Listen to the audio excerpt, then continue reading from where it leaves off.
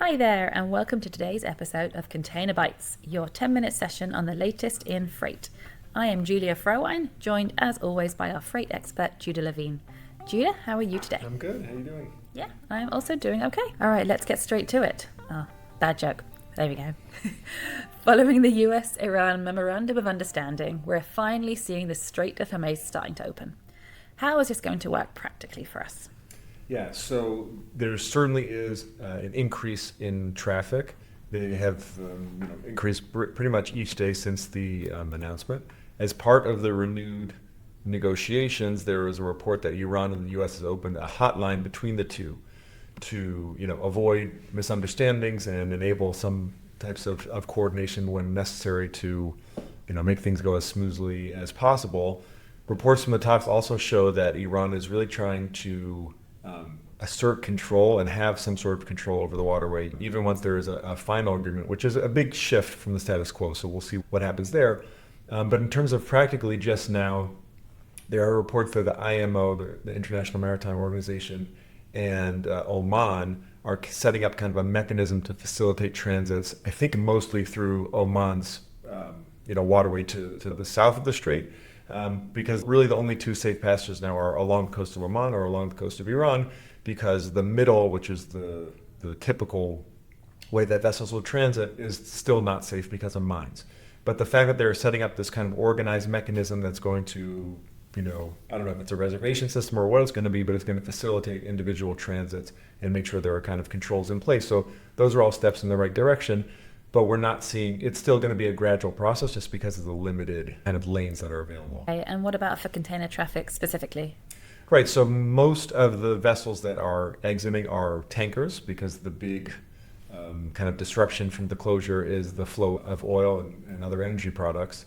So there have been some container transits, but not that, I don't think they're necessarily being prioritized. Probably we'll see more container exits than entrances to start because a lot of vessels that have been stuck there for a long time. And also we're kind of in an interim, and I think that we're not going to see regular traffic, regular port calls back into the Gulf until there's a final agreement or until it's clear that there's stability. So we'll probably see these vessels exit, and then we'll probably see carriers start making port calls in the Gulf with feeder vessels and not with the long haul vessels, because it would be more disruptive for those to be stuck there. But again, this is definitely going to be a gradual process. Okay, and as the strait hopefully is reopening, oil prices are falling. So is that going to ease pressure on container rates also? So yes, oil prices are falling. By some measures, crude oil is something like only 5% higher than it was before the war. And this is, I think, kind of on the prospect that things are improving, as opposed to the fact that oil flows are, only 5% different than they were beforehand. But these are all moving in the right direction. Jet fuel and bunker rates are also easing. They've been easing for a while. Bunker rates are down 25% from their high, which was in March.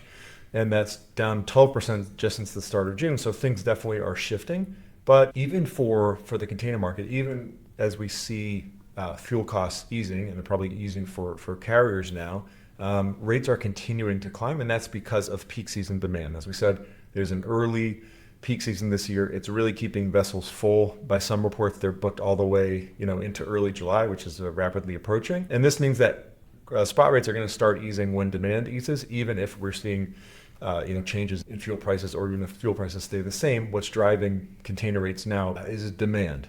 So as we said, we have this early start to peak season. This is, in many ways, driven by what's going on in the Strait of Hormuz. A lot of big shippers are front loading ahead of their BAF adjustments, increased fuel costs, which are going to happen in July. Producer prices are going to increase for some importers in July, so there's front loading ahead of those. For U.S. shippers, some are front loading ahead of changes to tariffs that's going to happen in late July as well. So this has pulled demand forward, and we've really seen rates continue to increase throughout June. Big spike to start the month on initial GRIs. Big spike in the second half of the month for mid-month GRIs and peak season surcharges. For all major east-west lanes, rates are now $2,000 to $3,000 per 40-foot container, higher than they were at the end of May. So things are increasing significantly. To the West Coast now, rates are about $6,000 per container. To the East Coast on Transpacific, $8,000. Asia, Europe are at $5,000 per FEU, and Mediterranean $6,400. So rates are really quite elevated and at or above levels from last year's peak or last year's high. And carriers are announcing additional increases for July. For Asia, Europe, some are announcing increases as much as $3,000 higher than they are now. And same thing for Transpacific, increases being announced. So the question is, how long will the demand hold up? Because if it's front loading, then it's being pulled forward from some later date. And if it's all coming, at a very concentrated time, it could mean that demand is going to start to ease soon, and that will mean that rates start to come down soon. I would expect that rates will climb again to start July, but maybe not to the full extent that carriers are aspiring to through these GRIs and peak season surcharges, because some of the rates set for mid-June haven't gone through to their full extent. So I think rates are probably going to keep continuing to increase into July, but possibly by mid-July they'll start to level off or ease because of the nature of the front loading. But it kind of shows that even with continued fleet growth, when the conditions are right, rates can still increase quite significantly on demand. So yes, they're starting from an elevated level because of the higher fuel costs. Yes, there are Red Sea diversions which are absorbing capacity, and there's also congestion now, which is absorbing capacity as well. But when we have this big demand push, we see that rates still can climb quite significantly, even though overall the picture is one of overcapacity. Okay, and moving on to air cargo now, what's the impact there? So so jet fuel prices are also easing, as we said, and really they've been easing even before the announcement of the agreement or the potential of the agreement. And we've really mostly seen rates leveling off for the last few weeks. On most lanes, or almost all lanes, rates are down from highs they hit earlier in the conflict, and that's kind of what we're seeing now. We haven't seen any additional rate drops for some of the lanes into the U.S. We've seen rates increase in the last couple of weeks, and it's possibly kind of a last-minute rush ahead of Prime Day.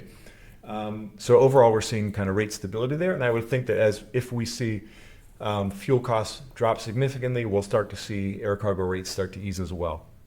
The bigger story right now, at least for parts of the air cargo market, is what's happening in the EU. So the EU is going to suspend its de minimis exemption at the start of July. And I think, as we said last time, there aren't expectations that all of a sudden e-commerce volumes are going to just disappear from the air, because we've seen that the e-commerce platforms have learned to adjust like they did on the Transpacific. So the US canceled de minimis. There was a decrease in volumes, but volumes have not recovered all the way, but they're still a significant part of the air cargo market, as these platforms have kind of adjusted their strategies in terms of how they're using air. The bigger question, though, and the interesting one, is in the UK, and that's because the EU is going to end their de minimis exemption. The UK is as well, but not until 2029. So if all of a sudden you have this very close proximity markets, and one all of a sudden is a lot more attractive, there are some concerns in the UK that all of a sudden there's going to be a surge of low-cost goods entering the UK at the expense of what's happening in the EU. So we'll see if that materializes or not, or there are kind of pushes for the UK to expedite the timeline for when they are making their rule changes as well. So we'll see what happens there. Watch this space. Once again, as always. Okay, that is all we have time for today. Thank you, Judith, for your insights as always. If you enjoyed this session, please hit the subscribe button and you'll get notified of all our future episodes. Thank you for listening and have a good day.